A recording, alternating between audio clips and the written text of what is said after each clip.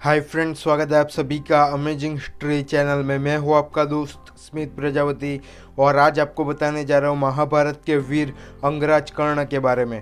कर्ण माता कुंती का पुत्र था और भगवान सूर्य नारायण के उनके धर्मपिता थे। कुंती माता जब युवा थी उस समय उनके महल में दुर्वासा मुनि पधारे थे। उन्होंने उनकी काफ़ी सेवा की थी। उस समय दुर्वासा ने कुंती को मनचाहे देवता से बच्चे को प्राप्त करने का वरदान भी दिया था। उस समय माता कुंती को इस वरदान पर संशय था। उस समय उन्होंने परीक्षा करने के लिए सूर्यदेव से पुत्र मांगा था। उस समय सूर्य नारायण सच में प्रकट हुए और उन्होंने कर्णराज को माता कुंती को दिया था। उस समय कुंती माता अविवाहित थे, जिससे लोगों के डर से और समाज की आलोचनाओं से बचने के लिए अपने पुत्र को गंगा में बहा देना पड़ा था। वह एक टोकरी में गंगा नदी से भीष्म के सारथी अधिरथ और राधा को मिल गया था। इसी वजह से वह राधे कहलाया था। कर्ण कई असाधारण प्रतिभाओं का धनी था। कर्ण सूर्य नारायण के ही दिए हुए कुंडल और कवच के साथ जन्म लिया हुआ था, जिससे उन्हें कभी मारा न जा सके। धीरे धीरे समय बीतता गया और कर्ण बड़ा हुआ। उसने द्रोणाचार्य से धनुर्विद्या सीखनी चाहिए थी, लेकिन द्रोणाचार्य तो केवल राज परिवार के बच्चों को ही धनुर्विद्या सिखा सकते थे, जिसके कारण उन्होंने सूतपुत्र कर्ण को मना कर दिया था। लेकिन उन्होंने ही राधे को कर्ण नाम दिया था। उसके बाद कर्ण परशुराम के पास गया था। परशुराम का यह प्रण था कि वे कभी किसी क्षत्रिय को शिक्षा नहीं देंगे। और कर्ण एक क्षत्रिय तो था, लेकिन बचपन से ही वह एक सूतपुत्र की तरह ही जिया था, जिससे परशुराम ने उन्हें एक सबसे अच्छा धनुर्धर बनाया था। उस समय शिक्षा पूरी होने के उपरांत एक दिन परशुराम कर्ण की गोद में सर रखकर आराम कर रहे थे और उसी समय एक बिच्छू ने आकर कर्ण के पैरों को डसना शुरू कर दिया था। लेकिन गुरु की नींद न बिगड़े, इसी कारण वह हिला नहीं ताकि गुरु की निंद्रा भंग न हो। लेकिन परशुराम उठे और उन्होंने यह देखा तो खुश होने की बजाय वह क्रोधित हुए और कहा कि कोई सूतपुत्र इतना दर्द झेल ही नहीं सकता, वह एक क्षत्रिय का ही पुत्र है। जिससे उन्होंने एक श्राप दिया कि जब कर्ण को गुरु से मिली शिक्षा की सबसे ज़्यादा ज़रूरत होगी, उसी समय वह विद्या भूल जाएगा। शिक्षा समाप्त होने के बाद राजवंश के बच्चों के लिए हस्तिनापुर में एक प्रतियोगिता का आयोजन किया गया था। उस समय कर्ण ने अर्जुन को ललकारा था, लेकिन वह एक सूतपुत्र होने के कारण उसे लड़ने न दिया गया। उस समय भीम ने सूतपुत्र कहकर उसका मजाक भी उड़ाया था।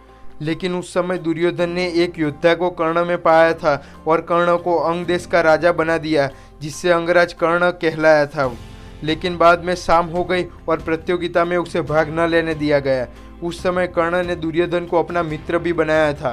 कर्ण एक ऐसा मित्र था जिसने मरणोपरांत दुर्योधन के साथ दोस्ती निभाई थी। द्रौपदी के स्वयंवर में कर्ण जब खड़े हुए, उस समय द्रौपदी ने कृष्ण के कहने पर सूतपुत्र से विवाह करने से मना कर दिया, जिससे अर्जुन का विवाह द्रौपदी से हुआ था। लेकिन सालों बाद युद्ध में जब द्रौपदी को सभा में लाया गया था, उस समय कर्ण ने दुर्योधन का न चाहते हुए भी साथ दिया था और द्रौपदी को वैश्या कहा था। कर्ण के सामने युद्ध से पहले कुंती माता ने सच रख दिया था, जिससे कर्ण सदमे में आ गया था, क्योंकि यह बात उन्होंने जंगल में जाकर कही थी, जिससे किसी को पता न चले। वह पांडवों के साथ युद्ध न करने को मनाने आई थी, लेकिन वह अपने मित्र के ऋण के कारण नहीं माना और अपने जीवन के अपमान का प्रश्न पूछता रहा कि आखिरकार क्यों उस प्रदर्शन की सभा में भी कर्ण को पहचान कर भी उन्होंने उसे अनदेखा कर दिया था, जिससे कर्ण उनके साथ नहीं गया। लेकिन पांडवों में से सिर्फ अर्जुन को छोड़कर वह किसी को नहीं मारेगा, ऐसा वचन भी कर्ण ने कुंती माता को दिया था। या तो अर्जुन रहेगा या कर्ण। कुछ समय बाद कुंती माता ने श्री कृष्ण से जाकर भी इस बात का जिक्र किया था और अपने 6 की बजाय 5 पुत्रों के जीवित रहने का आशीर्वाद भी मांगा था, जिससे कृष्ण ने कहा था कि या तो अर्जुन या कर्ण, उन दोनों में से कोई ही एक ही जीवित रहेगा, जिससे उनके 5 ही पुत्र बचे और उनकी गिनती न बिगड़े।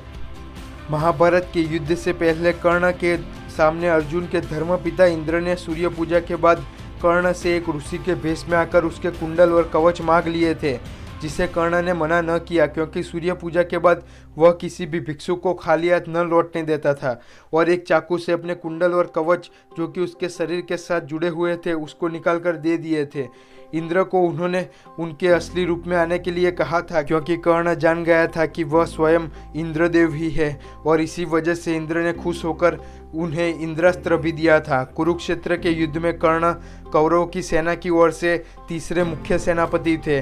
कर्ण ने इंद्रास्त्र को अर्जुन को मारने के लिए रखा था, लेकिन इंद्रास्त्र को अर्जुन के सामने आने से रोकने के लिए पांडवों ने घटोत्कच को बुलाया था, जो कि भीम का पुत्र था। घटोत्कच कौरव सेना में तबाही मचा रहा था। इससे त्राहित होकर दुर्योधन के दबाव से कर्ण ने इंद्रास्त्र से घटोत्कच का वध किया था, जिससे कर्ण के पास अर्जुन को मारने के लिए कोई शस्त्र न बचा और उस समय उसके पास कुंडल और कवच भी नहीं बचे थे जिससे वह अपना बचाव कर सके, जिससे उसकी मृत्यु निश्चित हो गई थी। युद्ध के 70वें दिन कर्ण और अर्जुन के बीच एक गहन युद्ध हुआ।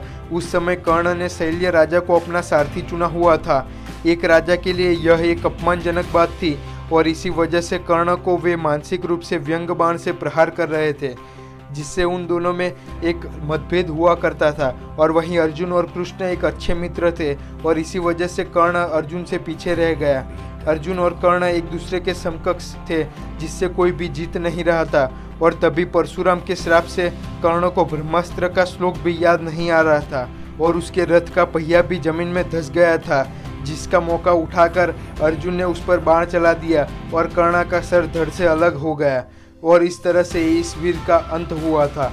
तो दोस्तों, आपको ये वीडियो कैसा लगा कमेंट करके ज़रूर बताएं और लाइक और शेयर करना ना भूलें। नीचे दिया गया सब्सक्राइब बटन दबाकर सब्सक्राइब करना भी ना भूलें।